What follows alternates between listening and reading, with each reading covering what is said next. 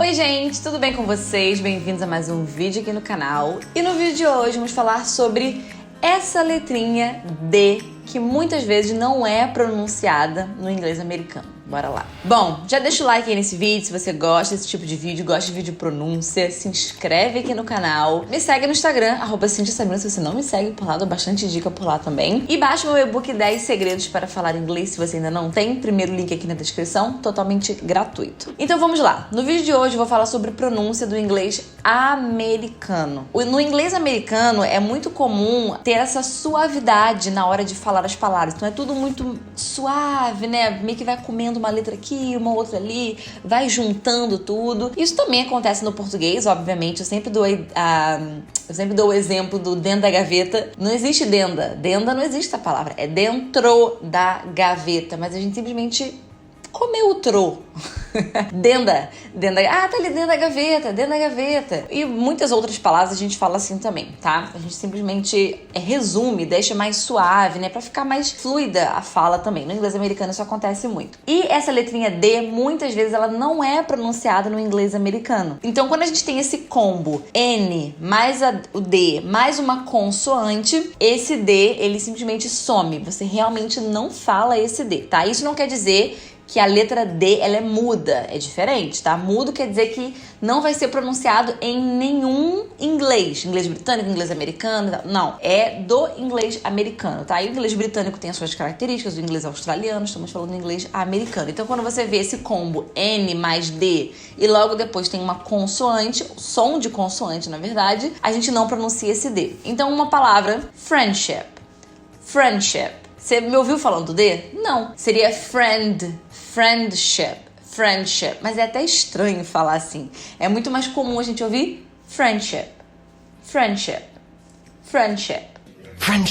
Muitas dessas palavras eu aprendi que não se pronunciava o D simplesmente ouvindo, tá? Então lembra que você não precisa ficar super agarrado à regra. Meu Deus, tem N, tem D, não precisa ficar fazendo isso de forma racional. Muita coisa a gente simplesmente repete da forma que a gente ouve. Então, antes de saber essa regra, eu já não pronunciava o D em muitas dessas palavras, porque simplesmente eu ouvia dessa forma. Então aqui é só pra vocês conseguirem olhar de uma forma um pouco mais clara, mas não precisa ficar se atentando tanto à regra, tá? Simplesmente repete da forma que você ouve. Então, friendship é uma palavra.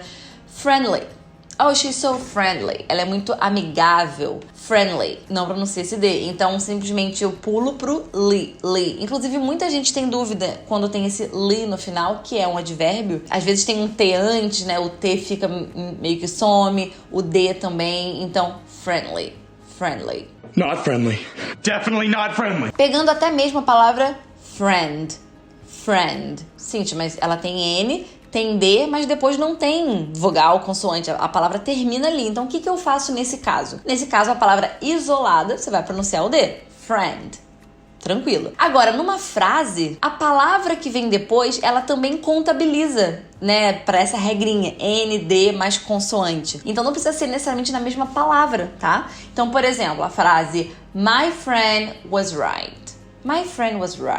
Então, nesse caso, my friend was. Logo depois, eu tenho um som de quê? De consoante, tá? E é uma consoante com som de consoante. Então, my friend was. Friend. Então, nesse caso, nessa frase, tá? A palavra friend, você some com o D. Porque logo depois temos o som de consoante. Mesmo que seja outra palavra, não tem problema. Mas o som que vem logo em seguida é de consoante. Your friend was right. Agora, se eu tenho uma frase, my friend is right. Tá? Tô falando tudo separado, depois a gente vai juntar pra ver como fica. O que eu tenho? Friend. Logo depois eu tenho um som de quê? Vogal, não de consoante. Então, nesse caso, eu tenho que pronunciar o D, tá? Então, my friend is. Inclusive, eu junto tudo como se fosse uma sílaba. My friend is. My friend is right. Yeah, my friend is right.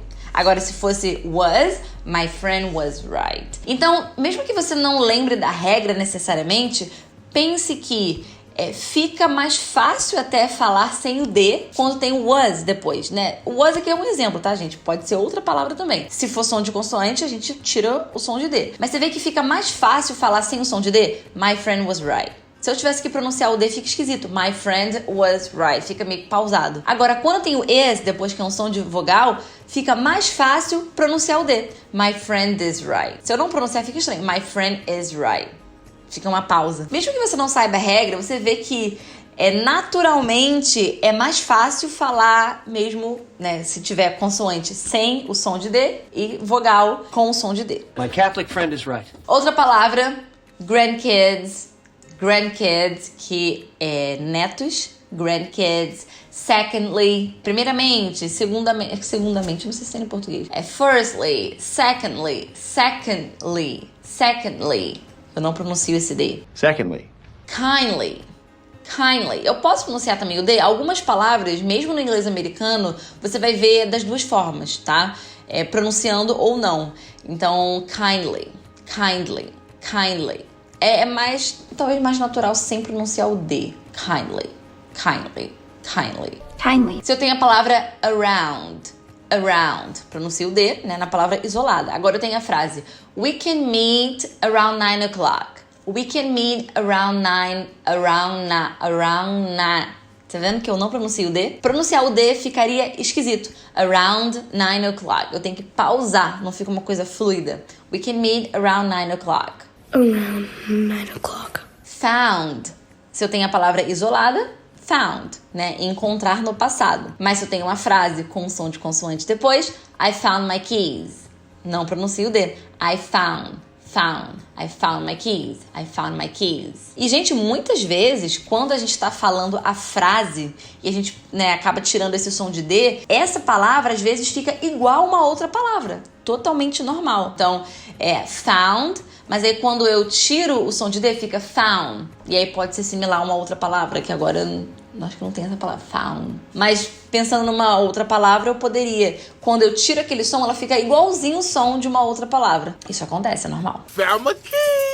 A palavra behind, né, atrás. Se eu tenho a frase que é bem comum, behind the scenes, né, por trás das tipo por trás das câmeras, né, que a gente fala em português. Behind the scenes.